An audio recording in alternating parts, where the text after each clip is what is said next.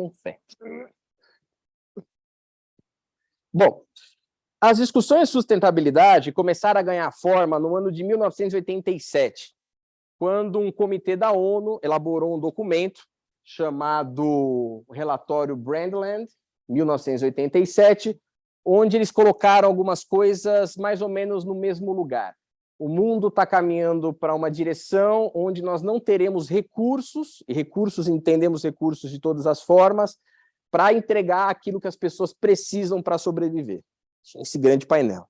E aí eles chegaram a uma conclusão do que era desenvolvimento sustentável e botaram essa frase no documento. O documento tem umas 230 páginas, então também não recomendo ninguém a ler, mas a frase eu trouxe. Tá? Ele coloca que o desenvolvimento sustentável é aquele que atende às necessidades das gerações atuais sem comprometer a capacidade das gerações futuras de atenderem às suas necessidades e às suas aspirações. Ou seja, aquilo que eu faço hoje, eu tenho que olhar de tal forma que me garanta a possibilidade de que o meu filho, o meu neto, meu bisneto, gerações futuras, possam viver também em boas condições de sociedade. Ponto. É isso que eles colocam. Se vocês observarem no nosso manual de identidade, quando a gente, eu vou trazer ele aqui também, quando a gente destaca o que é sustentabilidade, ele está um pouco nesse lugar. Ele fala que as nossas ações de hoje têm que olhar para o futuro também. Quais são os impactos dela no futuro? Baseado no relatório de Brundtland. Ok? Deixa eu trazer ele um pouquinho mais perto aqui, para não ficar pulando o fio toda hora. Muito bem. Evoluindo nesse conceito, um pesquisador chamado John Wilkington lançou um livro chamado Canibais de Garfos e Facas, onde ele começou a dar um pouco mais de materialidade ao conceito de sustentabilidade, e ele traz o que a gente chama do tripé da sustentabilidade. Em inglês é o triple bottom line, onde ele fala que a sustentabilidade é uma associação de 3 grandes coisas.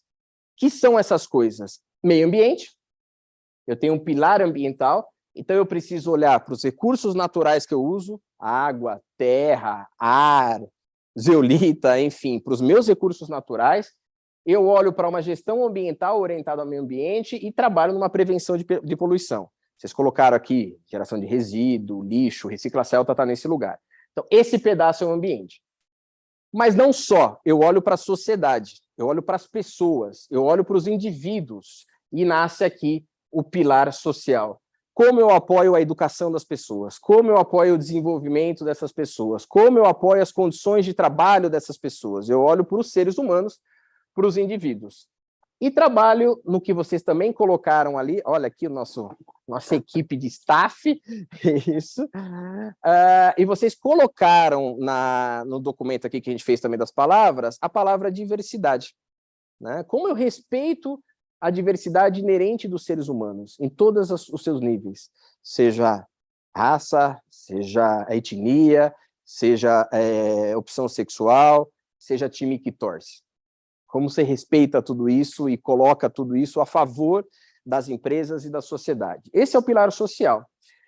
E aí eu olho, obviamente, um pilar econômico sobre a perspectiva da empresa. A empresa, no mundo que a gente vive, ela precisa gerar resultados. A gente está aqui orientado a resultado. Eu falo para vocês todos os meses, resultado, a boca do jacaré. Mas como eu busco resultado não a qualquer custo? Como eu busco resultado respeitando a natureza e respeitando as pessoas? Então, a sustentabilidade discutiu isso. Eu busco resultado como empresa, mas respeito o meio ambiente e respeito as pessoas. Como que eu faço isso como indivíduo, como eu faço isso por empresa? E quando a gente acha a intersecção disso, é onde efetivamente a gente gera o que é chamado de valor sustentável. Tem uma prática que é boa para o meio ambiente, que é boa para a sociedade e é boa para a empresa. Está sendo bom para os 3. É aí que eu tenho uma geração de valor sustentável. Tá? Quando eu tenho ações que estão em quadrantes onde só tem 2 bolotas aqui que fazem a intersecção, obviamente eu tenho os 2 pilares. Então, uma eficiência econômica ambiental, onde eu tenho eficiência energética, por exemplo, ou alguns subsídios, onde eu tenho uma questão social econômica, apoio a sociedade e tenho um resultado para a empresa, pontos de ética e de compliance, e uma questão socioambiental, onde eu junto esses 2 quadrantes. Tá? Beleza. Isso foi evoluindo. Isso foi avançando, as discussões foram evoluindo e um termo foi cunhado que ganhou muita força, ESG.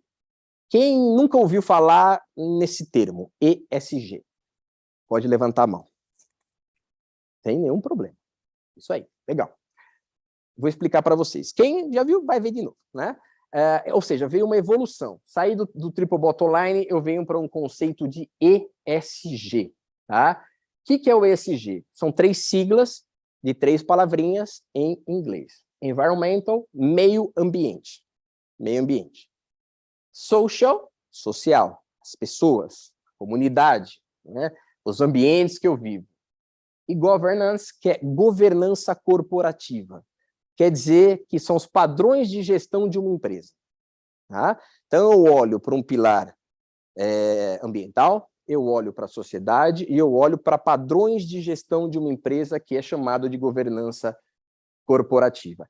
Esse termo é um termo que ganhou muita força no mercado de sustentabilidade. Esse termo, se vocês fizerem uma busca em jornal, em revista, na internet, joga lá ESG, vai aparecer 300 milhões de coisas, porque é um padrão que se estabeleceu para poder orientar as empresas em busca da aplicação de práticas orientadas à sustentabilidade. Então, eu olho ali, meio ambiente, como a empresa interage com o meio ambiente e lida com os impactos negativos e as oportunidades na emissão, gestão de uso de recursos naturais, gestão de resíduos, Recicla Celta é um trabalho em cima disso, bem-estar animal, tem aqui os cachorrinhos que a gente sempre apoia, né? Gestão da cadeia de suprimentos, como a gente lida com o nosso fornecedor, como a gente lida com o nosso cliente, como a gente lida com o nosso distribuidor e etc. S, como a empresa interage com a sociedade e a comunidade em aprendizagem e desenvolvimento da força de trabalho. Vocês viram no Ajustando Velas os programas de desenvolvimento que a gente está lançando aqui na Celta, né? Inspirando líderes, a inspiração, hoje a gente vai falar sobre os vídeos de comunicação.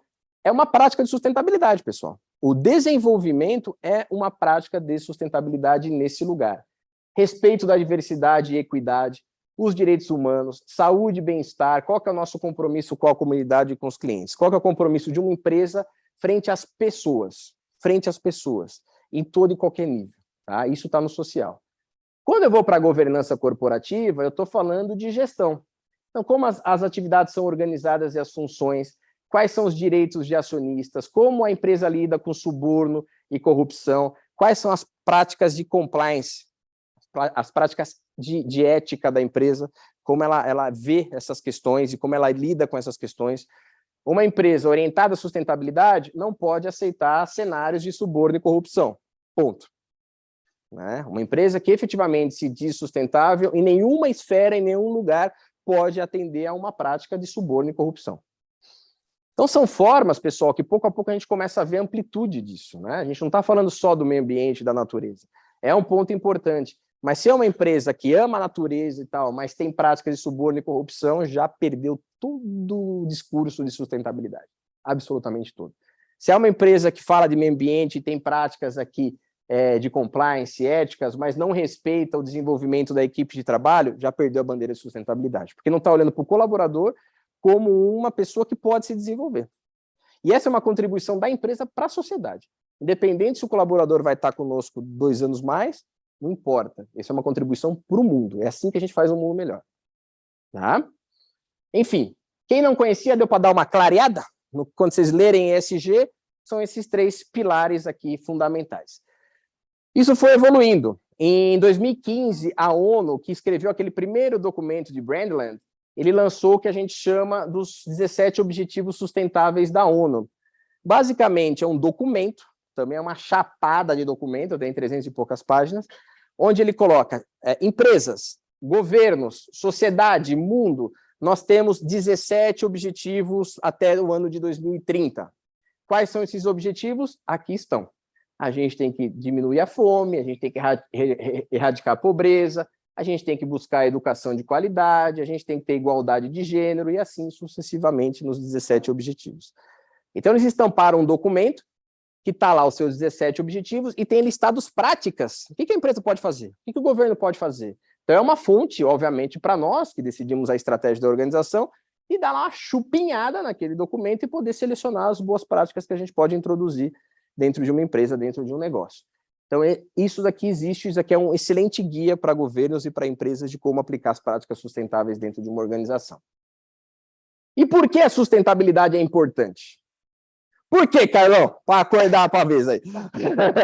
Brincadeira. Quem me ajuda? Por que a sustentabilidade é importante? Por quê? Qualidade de vida. Legal, é isso aí, é um dos pontos. Que mais?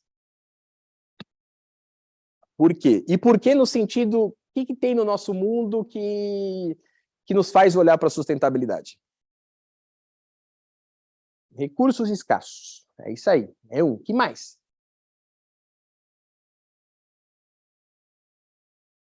Sobrevivência.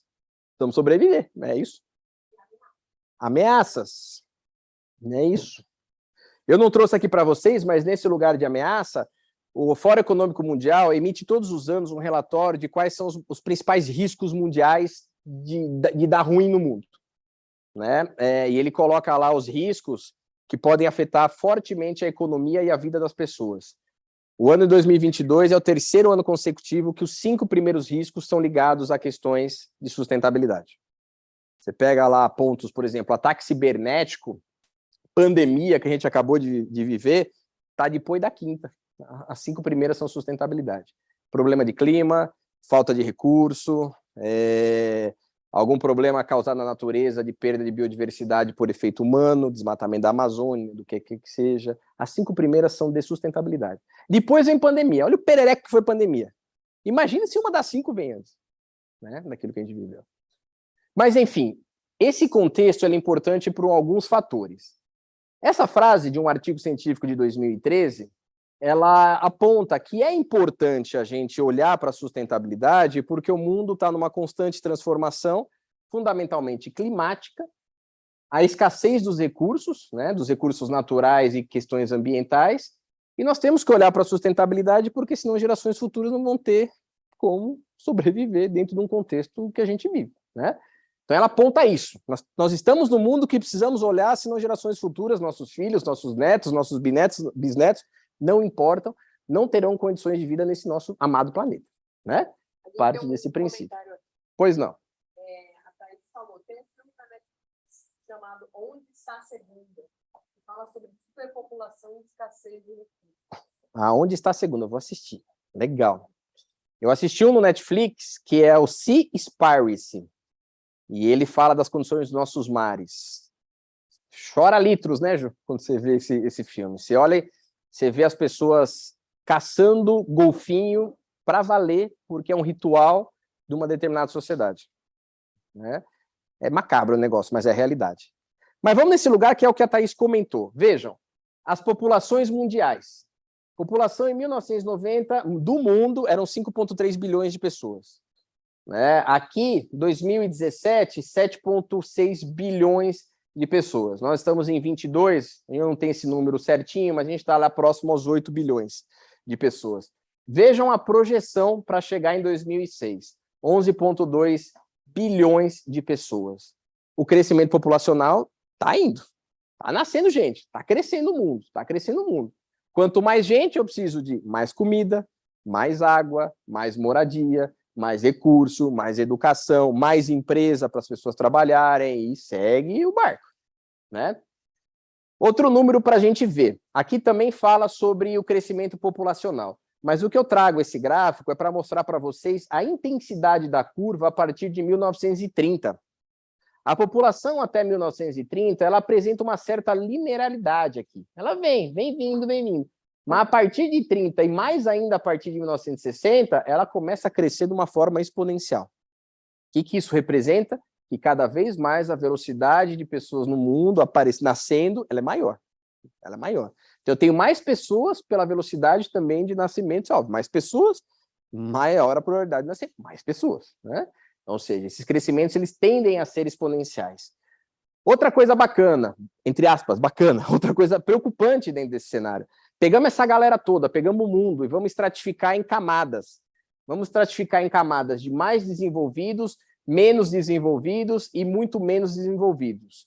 Menos desenvolvidos, gente, aqui, ó.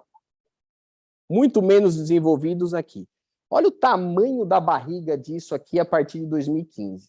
O crescimento, aqui tem quase uma estabilidade dos países mais desenvolvidos, certo? Então, ou seja, a população de países desenvolvidos, ela está linear, está crescendo num ritmo muito constante. Mas quando a gente pega menos desenvolvidos e muito menos, está crescendo uma velocidade muito maior. Muito mais pessoas em países com muito menos condições. Isso está claríssimo aqui. Condições de saúde, de higiene, de água, de luz, de educação, de qualquer coisa que vocês possam pensar.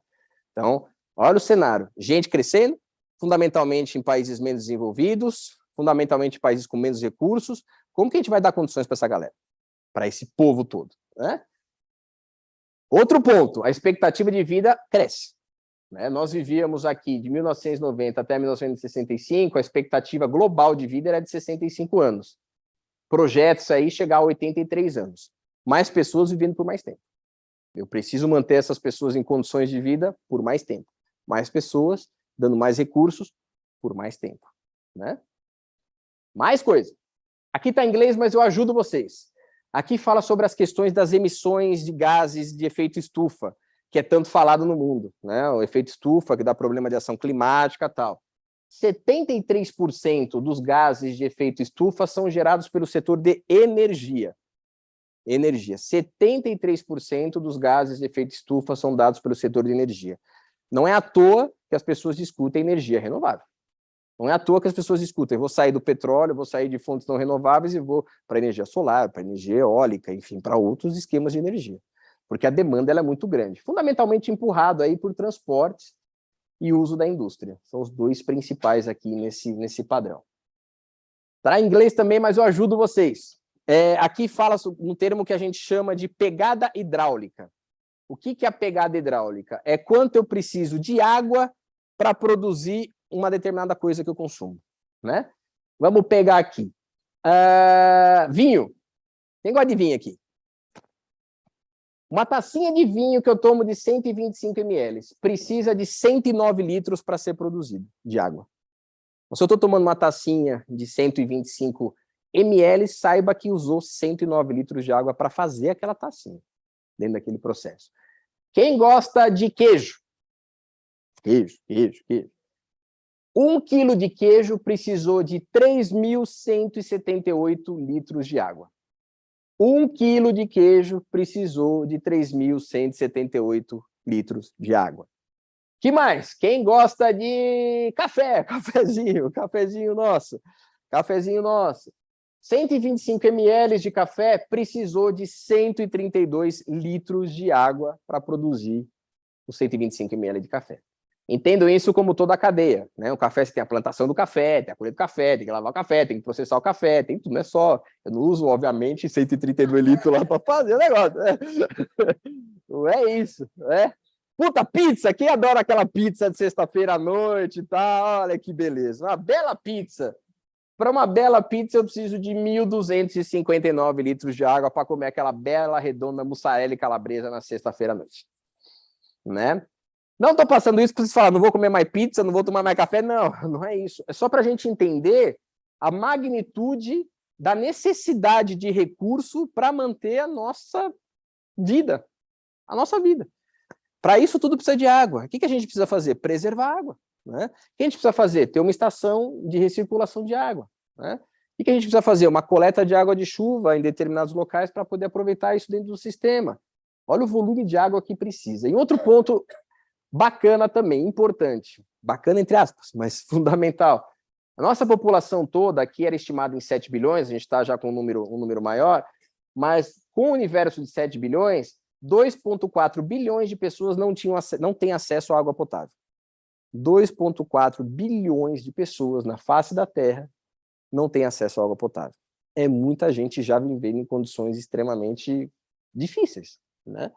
E se essas coisas começam a correr, enfim. Mais dados. Não vou passar em todos, mas vejam. 31% de toda a comida produzida no mundo ela vira lixo.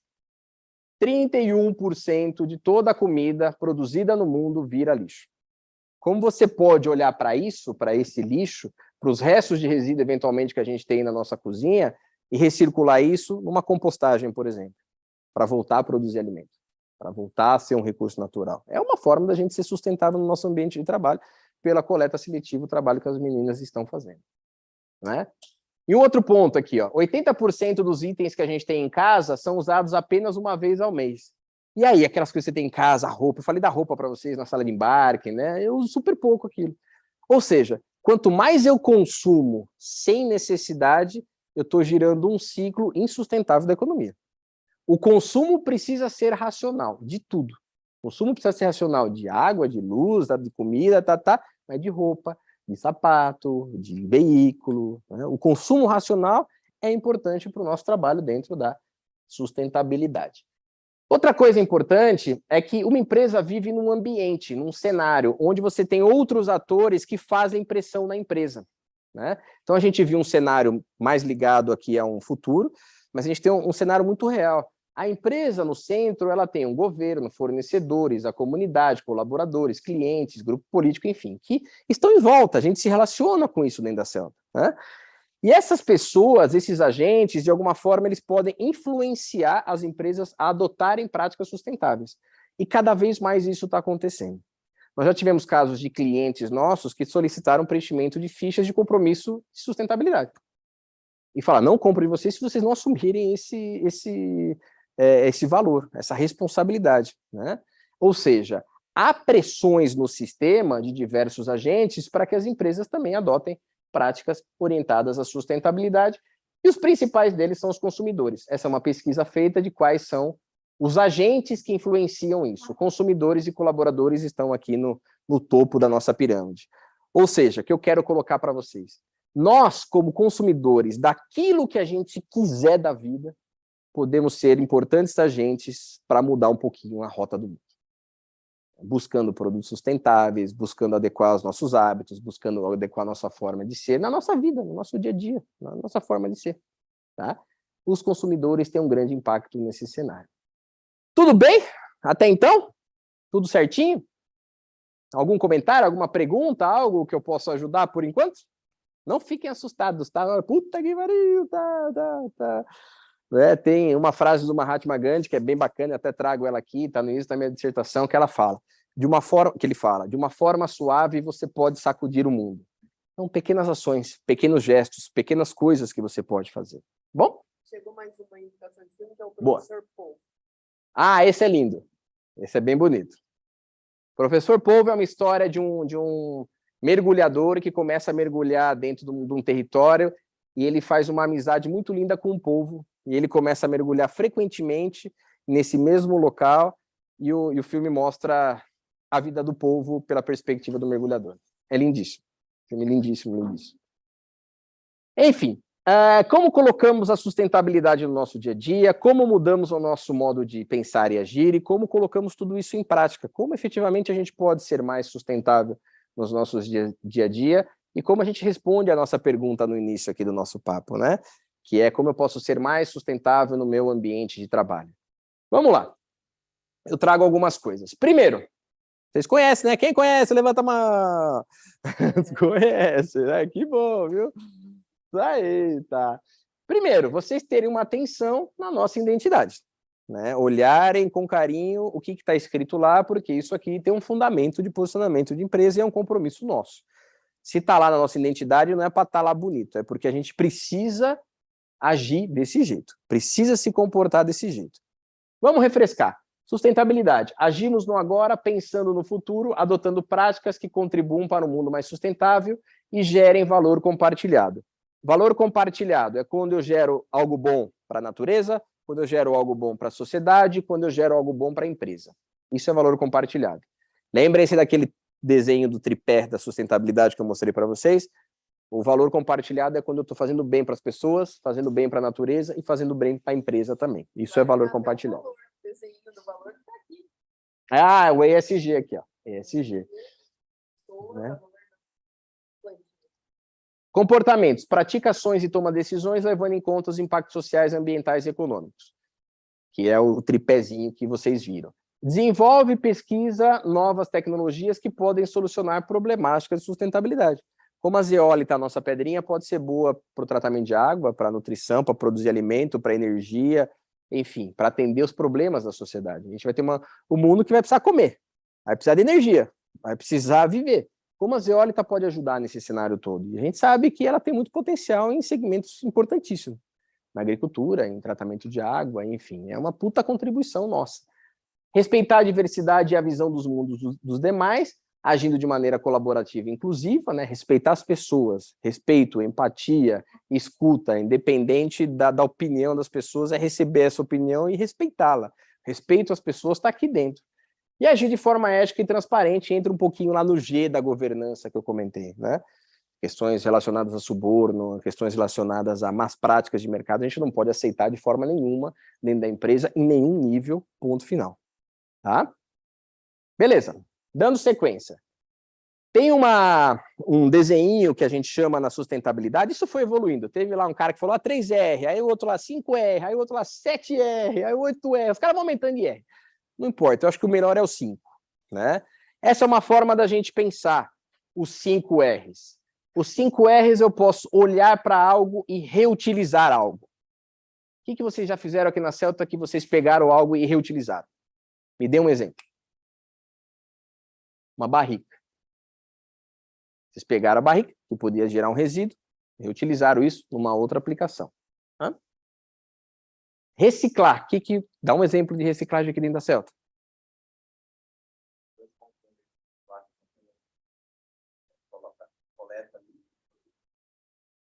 Isso aí. Coleta seletiva, separando os bens para destinar.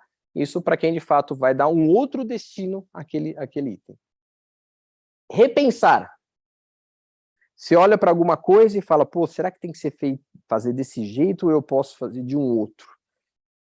E aí?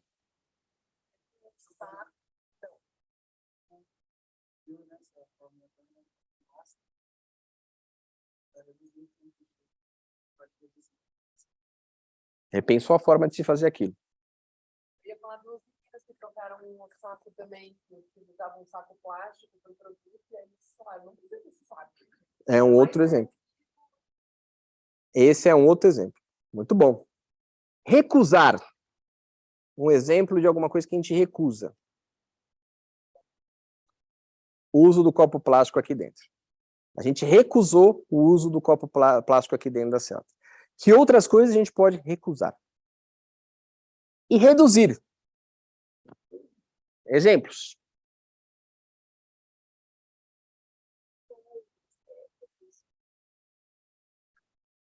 Produção do ZF, reduz o saco cristal. Se eu começo a imprimir, coisa bem simples, frente e verso, eu reduzo papel. Né? Então, se eu começo a utilizar... Oi? Consumo de água. A luz que vocês trocaram as lâmpadas. Troquei a lâmpada, reduz o consumo de energia elétrica. Você está ali praticamente eliminando. Né? Mas sim, reduzindo o papel. Né? Reduzindo o papel. Tá nesse espaço. Reduzir o consumo de gás de esteira. A ESH para reduzir o uso de água. Aí. Gente, vai levantar uma porrada de coisa que a gente fez. Aqui o pessoal também falou, garrafinhas, as lâmpadas que trocamos, utilizar papel reciclado para expressões internas. É isso aí. Então, pessoal, isso daqui é uma forma de vocês pensarem. Deixa eu tentar fazer um outro reboleixo aqui. Vamos ver se vai. Ó, pronto. Essa é uma forma de vocês pensarem. Vocês olham para uma determinada coisa e tragam os 5 R's na cabeça. Eu posso reutilizar, eu posso reciclar, eu posso repensar uma forma de se fazer, eu posso simplesmente recusar, eu posso reduzir.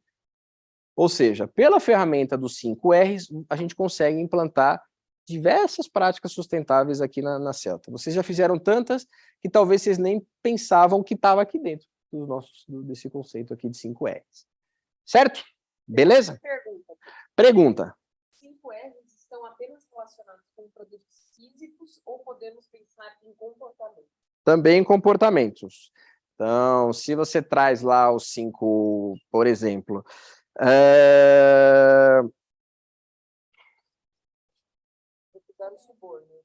Não, esse é um ponto. Estou tentando só tentar materializar um pouquinho mais... Mas vamos nesse espaço, porque não me vem nenhuma. Então, se você recusa más práticas de gestão, ou seja, eu efetivamente dentro tenho uma regra de compliance onde eu não aceito suborno de qualquer espécie, onde eu não aceito corrupção de qualquer espécie, eu estou recusando. recusando uma má prática, tá? Assim como práticas que possam eliminar, de sua vez, a discriminação dentro de uma empresa. Estou olhando para isso também de uma forma de reduzir a discriminação para que isso efetivamente não tenha dentro de uma organização. Com certeza. Dando sequência, esse modelinho aqui foi um dos frutos da minha dissertação. Não vou entrar em puro detalhe dele, mas ele é uma das formas da gente pensar em práticas sustentáveis. É uma das formas da gente pensar, tá? Então, ele parte de uma problemática de sustentabilidade. Eu tenho um fato gerador, eu tenho um problema, eu tenho algo a ser tratado. Esse algo a ser tratado, vamos pensar que é consumo de energia. Então, eu tenho uma problemática, consumo de energia. Eu tenho um impacto negativo no meio ambiente, eu tenho um impacto negativo na própria sociedade por um consumo que eu estou gerando e tenho um risco ou uma oportunidade dentro da empresa. Tá? Então, eu tenho impactos meio ambiente, social, e olho isso como um risco ou uma oportunidade. Se eu pego a questão de gasto de energia e olho isso pela esfera da oportunidade, qual que seria uma oportunidade de eu buscar uma outra fonte de energia para uma empresa? Seria... Nossa Senhora! Seria solar. Ao passo, por exemplo, ao passo que eu vou para solar, o que eu posso gerar de valor para a empresa? O que a empresa pode ganhar com isso com o tempo? Isso. Né? Então, ou seja, eu vejo um problema de energia, mas eu vejo isso sobre uma ótica de oportunidade. Eu olho, porra, se eu tratar esse problema de energia, daqui a 5 anos eu não vou gastar mais com a conta de energia. Né? E isso é um problema para o meio ambiente, isso é um problema para a sociedade. E aí eu adoto uma prática, a aplicação da energia solar, vai gerar economia, vai gerar caixa para a empresa, vai gerar um bem social, vai gerar um bem ambiental, esse tripé é o valor de sustentabilidade. Então, esse modelo, ele diz que eu vejo uma problemática, mapeio quais são os impactos, analiso muito bem o meu risco e oportunidade, que são motivados por algumas coisas, e adoto uma prática. A partir daquela prática, eu começo a gerar valor para esse tripé. E a soma desse tripé é o valor de sustentabilidade que eu gero para a empresa. O exemplo da energia é esse. Né? Tenho aqui economia, tenho aqui questão relacionada ao meio ambiente, tenho questão social através da substituição da minha matriz energética. Ponto. Tá? Beleza. Agora vamos entrar aqui, pessoal. Esse livrito que aqui está, foi feito pelo professor Marcos Nakagawa. Ele é um dos top voicers do LinkedIn quando se fala de sustentabilidade. Tem 2 pessoas que eu gosto muito de acompanhar no LinkedIn, de sustentabilidade. Um é ele, caso vocês queiram segui-lo, tem várias coisas super bacanas dele. E a outra é a Vanessa Pinsky. É uma outra pessoa que eu gosto bastante. Ela estava na minha banca de mestrado, foi uma das minhas avaliadoras. E ela também é top voicer do LinkedIn.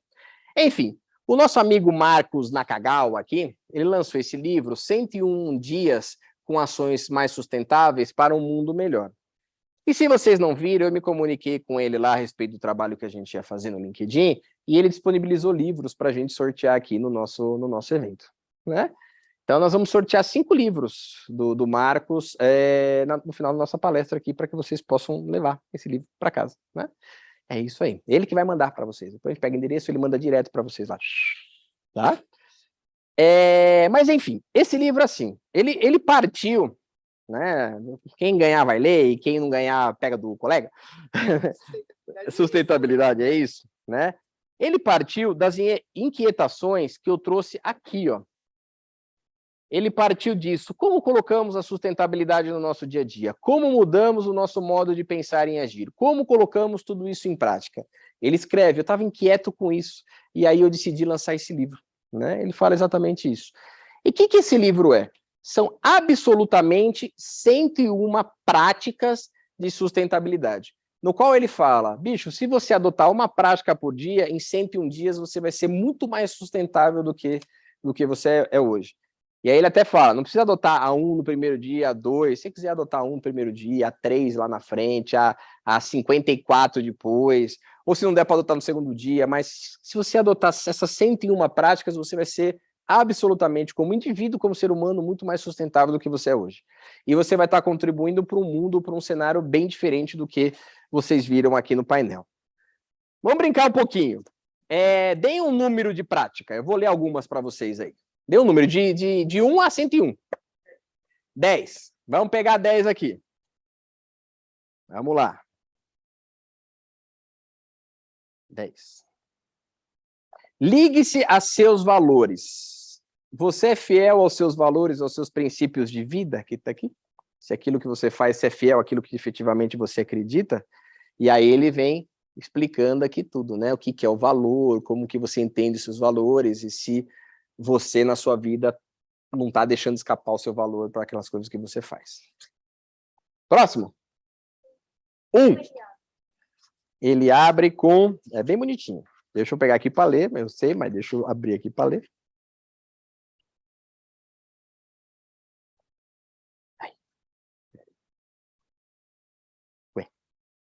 Cumpra os seus compromissos. Aquilo que efetivamente você adotou, liste seus compromissos e cumpra os seus compromissos. Como você lida com isso? Que mais? 88. Se o pessoal tiver número aí, nós lê também. O Samuel já pediu 101. 88. Não casse e não coma carne de caça ilegal. É o que ele coloca aqui. Pesquise quais espécies correm risco de extinção por causa da caça. E não se alimente desses alimentos. 101. Ensine tudo a uma criança. Ensine tudo a uma criança. Realize as ações recomendadas nesse livro com as crianças. Tem até desenho das crianças aqui. Bem bonitinho. Mais uma. 12.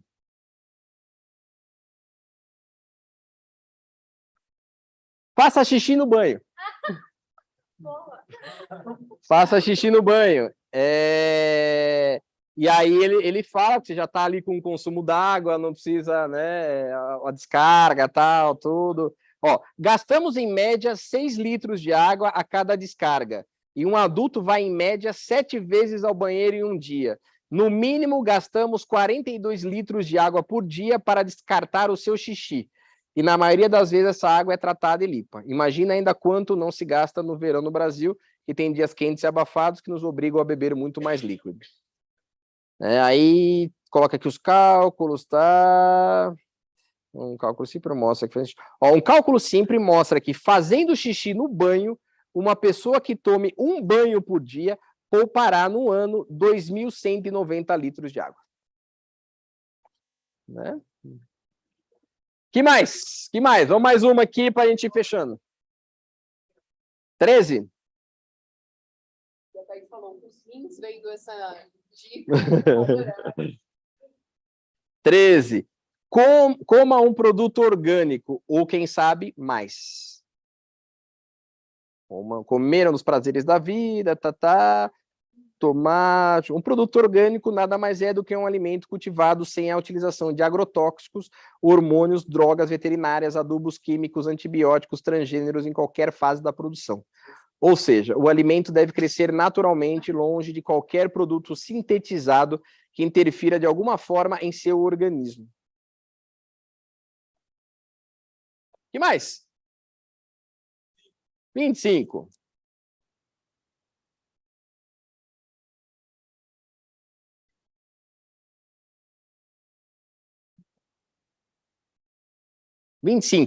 Corra por uma causa. Procure uma corrida, algum tipo de exercício que possa beneficiar uma causa social. E participe. Não conheço. Eu conheço a do câncer lá, da ACD lá, que tem também para ajudar a associação. É isso que ele coloca. Corra por uma causa. Participe de um evento ou de modalidade que possa apoiar uma causa social. Futebol.